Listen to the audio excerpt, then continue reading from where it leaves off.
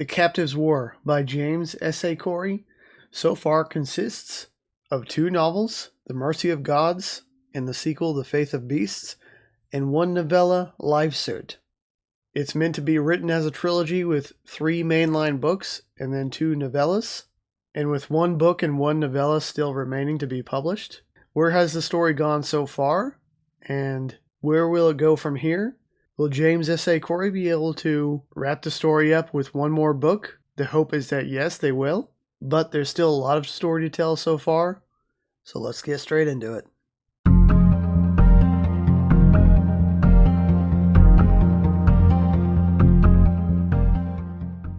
As many of you may know, James S.A. Corey is the writer of the very popular Expanse space opera series, one of my favorite space operas and science fiction stories overall. And James S.A. Corey is actually 2 authors, Daniel Abraham and Ty Frank, come together to collaborate and write these books. And with the Expanse completely over and written, they have moved on to a new series completely unrelated to the Expanse called The Captive's War. And that series starts with the book The Mercy of Gods, which was one of my favorite reads of the year when it came out.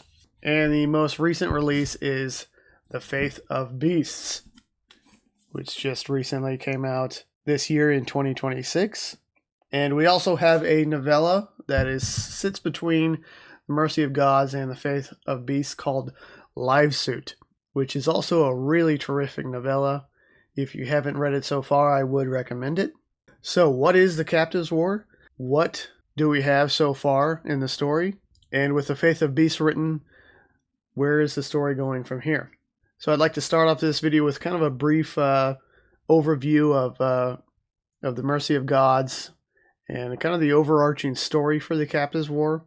I'm going to keep this section non-spoilers, and then I'll kind of move into some more spoilers for starting with The Mercy of Gods, and then I'll go into some spoilers for The Faith of Beasts. And I will have that clearly labeled in the video and then the timestamps, so if you don't want any spoilers for either of these books, you can skip those sections. So in The Mercy of Gods, we are introduced to a planet called Anjin, populated by humanity. It is a far out human colony, far out in space, and we have the viewpoint of a group of scientists on this planet trying to figure out how to translate the native biological life on Anjin so they can use it for human food. So there's a lot of these science experiments going on with translating the proteins and the amino acids and that sort of thing so humans can safely eat this food and process it and get nutrients and things like that from it. So it's very heavy on the science in this first book, not necessarily on the scientific details. It's not a hard science fiction series, but we do have a lot of science in it, kind of the scientific process, the scientific method, and the drama that goes along with different scientists working together and kind of academic politics and that sort of thing. We have our main character, Daffod Alcor, who is at this point a research assistant, but he's also the nephew of a very wealthy person on the planet. So he does have some influence through this wealthy aunt of his. And we have another character named Tonner, who is kind of one of the brightest minds on the planet. He's a scientist, and he's kind of in charge of all the scientific projects, and he has this big ego about him and things like that. And then we have a few other characters involved as well, all of them with working relationships and personal relationships and all this drama going on behind the scenes here while they're working on the science of Anjin. And then what happens is the Carricks show up. So the Carricks is this alien empire, this incredibly powerful alien empire that comes to Anjin, invades the planet, basically. And they capture this group of scientists with Daffod and Tonner, and there's some characters like Jessen and Campar and Rickard. So all these scientists get captured and brought up into the Carrick ship, and then they are transported to one of the Carricks' homeworlds, where they are forced into these terrible situations and treated very ruthlessly by the Carricks. The Carix is a very brutal alien species, and what they do is they capture other aliens on their planets after conquering their planets, and they bring them back to their homeworlds, and they force these alien species to become useful to the Carix. And the aliens that are not useful to the Carix are killed immediately and driven to extinction. So these humans, this group of scientists, are forced to perform different tasks for the Carix in this giant place they call the World Palace. It's almost like the planet is made up of a bunch of giant pyramids where different aliens come together and are sort of imprisoned in these world palaces and forced to perform different experiments and tasks for the Carix. In this case, for our group of humans, they are forced to perform scientific experiments. So the humans have to find a way to make themselves useful to this Carix. Otherwise, they face complete annihilation. They face getting ruthlessly murdered by the Carix, and possibly, as far as they know, leading to the extinction of the human race. And so we are introduced to this incredibly bleak world. This is a very bleak series. But I think the beginning of this story starts out with, even though it's very bleak and has all this violence and the characters go through a lot of trauma during this whole time, we also get this discovery aspect of, we get a lot of scientific discoveries. We get to see all the great world building that James S.A. Corey has made for this series. On the Carix world planet, the World Palace, humans aren't the only alien species in their particular pyramid, their pyramid prison. They have to interact with all kinds of other alien species, so there's tons and tons of alien species in this series, all different, all described in different ways, all with different traits, and some of them are humanoid, some of them are bug-like, some of them are slugs, that sort of thing. So there's this great variety of alien species in this series. And so the humans kind of have to figure out, while they are trying to figure out how to make themselves useful, they also have to figure out how to live and interact with all these other aliens around them who may or may not be trying to sabotage the humans. And each group of alien species that has been brought to the Carix homeworld are called a moiety. So we have the human moiety, and there are moieties of other species as well. And each moiety is kind of directed and ruled by a single Carix called a librarian. So the humans do have to please their specific subjugator librarian in order to survive. So what are the Carix? Who are the Carix? The Carix themselves are these giant lobster-like aliens. They have these massive bodies with these giant pincer arms that can inflict an incredible violent amount of force. So they can use these pincer arms to just crush people and brutally murder them, and all kinds of things like that. They also have these 4 appendages that they use for like feeding arms and things like that. So they're very much these giant lobster-like creatures. They exist in what seems to be kind of a hive structure, almost ant-like structure, social structure, where they have a queen at the top. They call it the sovereign, and they have different castes of Carix as they go down the line. Some of the Carix are more valuable than others, and they have this ability to change their bodies and change their roles as needed. So there are this incredibly effective alien species, very well adapted to conquering and expansion throughout the galaxy. So now I'd like to get a little bit into the Faith of Beasts. So for this section, I will have some spoilers for the Mercy of Gods. So if you have not read the Mercy of Gods, skip this section because there will be spoilers. So in the Faith of Beasts, we have, of course, the continuation of the story from the Mercy of Gods. In the Mercy of Gods, of course, if you read that, if you haven't, get out of here and go read it before you watch this section of the video. So we have our main character, Dafydd Alcor, And we have this situation in the Mercy of Gods, which of course the humans are planning a rebellion, a resistance against the Carracks, and Dafydd betrays the human moiety to the Carracks, and so all those individuals who are going to rebel against the Carracks are killed or murdered by the Carracks. And Dafydd does this because he wants to save humanity. He thinks the rebellion's doomed to fail, so he turns them in, and he becomes kind of puts himself in the position as being the leader of the human moiety. And he reports directly to his overseer and his subjugator librarian. So in this book, Faith of Beasts, it's very much kind of a bridge to the third novel. We don't get any huge major revelations in this. We do get a look at the World Palace, the human moiety. They're continuing to perform different scientific experiments and provide, scientific value and resource to the Carracks, so they are remaining useful. But the subjugator librarian wants them to start reproducing so they can last for generations. So Dafydd has to instruct Tonner and some of the other characters to start, instead of naturally reproducing, they're essentially going to grow babies artificially in these sacks that they are trying to create, so that they can increase their population and fulfill this need from the Carracks. Now, they also are continuing to experiment and improve on the process for translating one planet's biological life into food for another species on a different planet.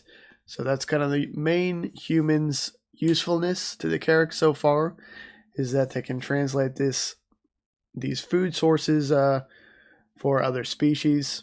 And, they're trying to figure out so you don't have to be a native of a certain planet to be able to eat that planet's food. So we have that. We also have the character of the Swarm, which was introduced in The Mercy of Gods. And the Swarm is, of course, this kind of nanotechnology, this nanoparticle entity that has taken over and subsumed some other characters from The Mercy of Gods. And it's become kind of a character in its own right. It has a lot of complicated feelings because it has the memory of all the people that it's assimilated, but it's kind of it's a collection of all the people that it's assimilated, and it's its own self as well. So a lot of this book is character development for the Swarm entity, and we have some kind of juvenile romance almost with this character, which it's kind of an interesting choice for the novel.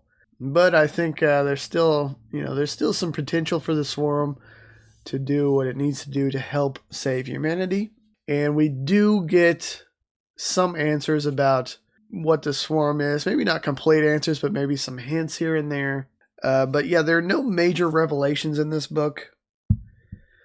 So if you're looking to see what happens, with the Carracks, how are the humans going to survive the Carracks? Are they going to be able to defeat them? Are they going to have any major escapes or plans or anything like that? That's really doesn't happen in this story. It's very much a middle book, and not a whole lot of plot happens here. Which Mercy of Gods was a 5-star read for me. Faith of Beasts was a 3-star read for me. I still want to know what happens. I still think it's a very interesting and good story. But the third book is really going to have to do a lot of heavy lifting. So there's kind of the question of where does the story go from here? And it's really not clear. And it's not clear how James S.A. Corey is going to wrap up the story in one more book, because there was so little progress of the plot in The Faith of Beasts. I mean, the third book is really going to have to be jam-packed, full of plot happening, presumably. Are the humans going to overcome and defeat the Carracks? Or are they going to just exist on the World Palace for the rest of eternity? I mean, at this point, honestly, it could go either way. But I think this series still has a lot to offer. I am definitely going to be reading the third book and the next novella as well. So, and speaking of novellas, let's go ahead and get into the other novella that is already out called Livesuit. Now, Livesuit is positioned between the Mercy of Gods as the Faith and the Faith of Beasts, so it's kind of like book 1.5. And it tells this story, of course, of a soldier that wears this specially designed suit, so he or she can fight against the Carracks. And it's a really fantastic story, kind of a military aspect to it. The Livesuit itself is a really interesting piece of technology, and it seemingly has no attachment to the Mercy of Gods, but the Faith of Beasts does add some context as to what's happening in the Livesuit. So we do get some interesting parts going on there in the Faith of Beasts, which I liked. And because of this, I think Livesuit is required reading for this. I mean, you could go in and just read the 2 books, but I really think Livesuit's going to add some much needed context for the Faith of Beasts, and I think it really adds to the world building of the series altogether. So, in wrapping up here, the story so far, we have the planet Anjin invaded by the Carracks, a group of scientists captured and taken to one of the Carracks' homeworlds, forced into a world palace to make themselves useful for the Carracks. On the Carracks world palace, they are forced to do experiments and provide scientific value. And so we are stuck with the human moiety on the world palace, and we are still waiting to see where the story goes from here. So for this next section, I'm going to have spoilers for the entire series. So if you have not read The Faith of Beasts, skip this next section. But I'm going to kind of talk about where the story goes from here and some speculation. So on the first page of The Mercy of Gods, we have this final statement from the Keeper Librarian of the Human Moiety. And so we know the Carracks are going to somehow fail and get defeated by the humans on Anjin, but it's not clear how that's going to happen. And what we have at the end of The Faith of Beasts is Daffod is trying to come up with some plans on how to defeat the Carracks.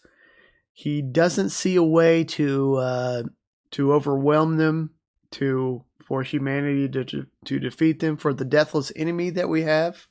So we do get some revelations that the deathless enemy may be humans, maybe a collection of aliens, but at the very least it does involve other humans that were outside of the planet Anjin, are part of the deathless enemy that's against the Carracks.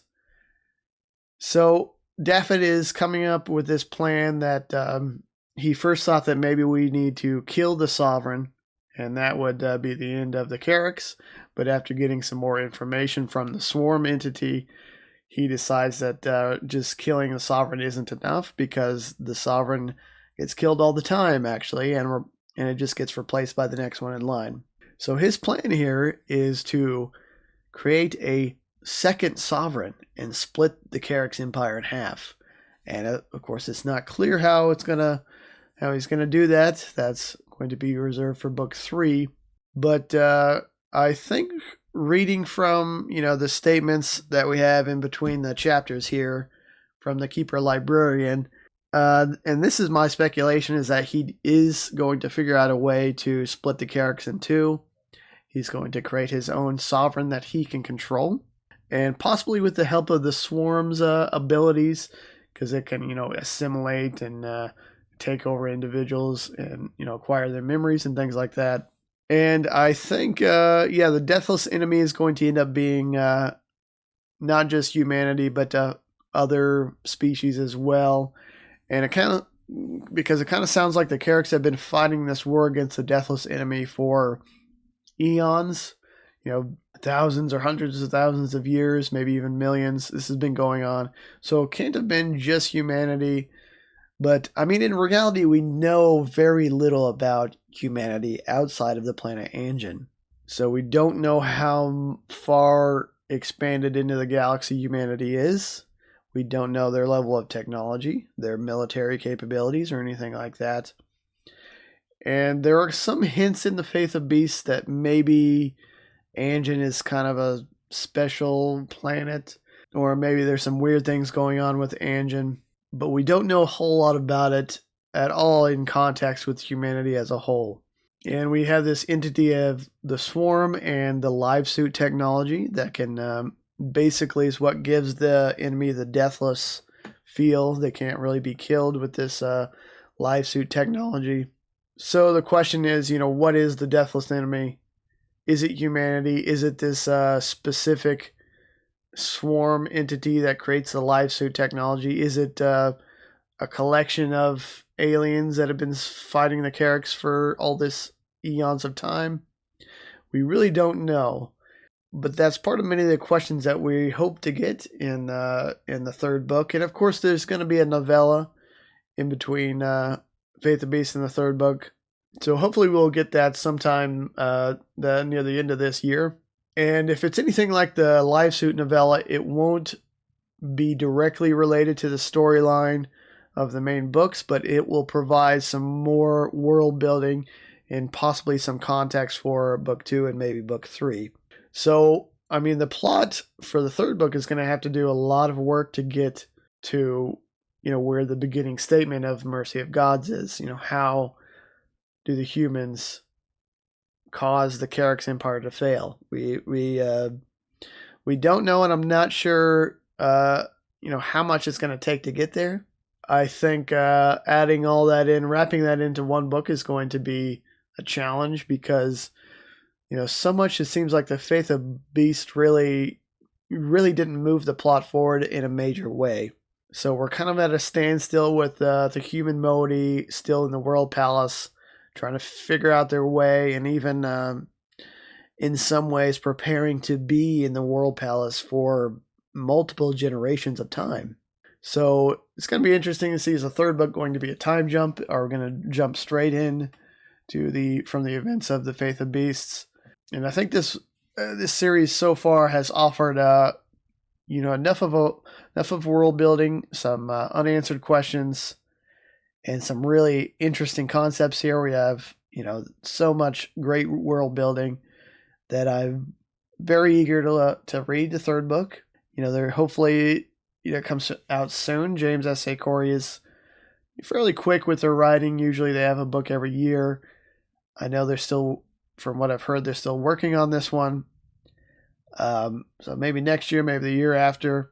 But whatever ends up happening, I think at the very least it'll end up being a very interesting book and series overall. But they need to do a lot for a satisfying conclusion.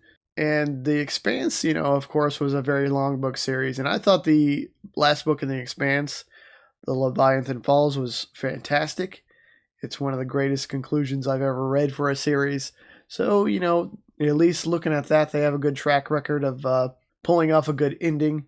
So while I think there's still a lot of plot to do, I think they can, I'm still optimistic that they can pull it off. So that's about all I have for the Captives War series. Let me know in the comments, have you read The Captives War? Do you plan on continuing to read the series? What do you think of it so far? And what's your favorite entry in the series so far? As always, don't forget to like and subscribe. Thank you for watching. See you next time.